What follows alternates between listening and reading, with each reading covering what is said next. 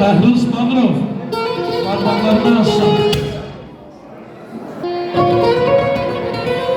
Ömür gündüzdən yarıyın ay bəy.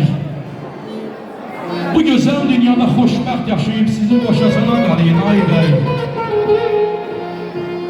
Allah versin ən gözəl baxtı.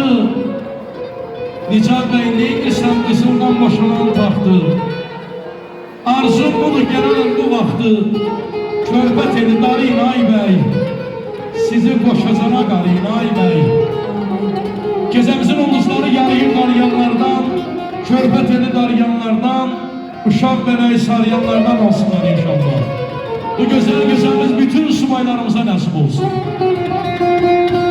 Məclisin başında əyləşir qoşan, elə bir verib baş-başa.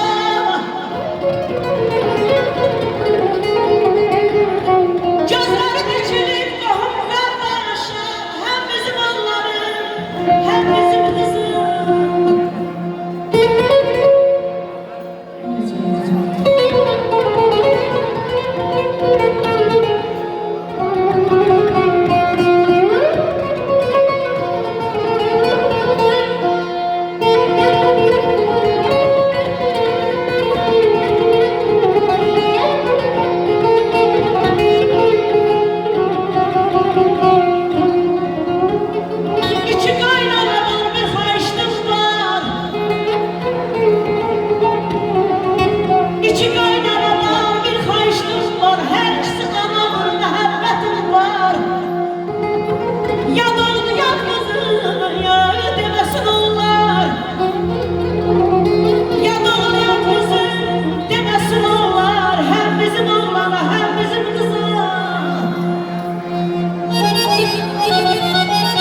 Əziz qonaqlar, gəlin Sevil xanımı milləkdən alqışlayan bu daha gözəl olsun.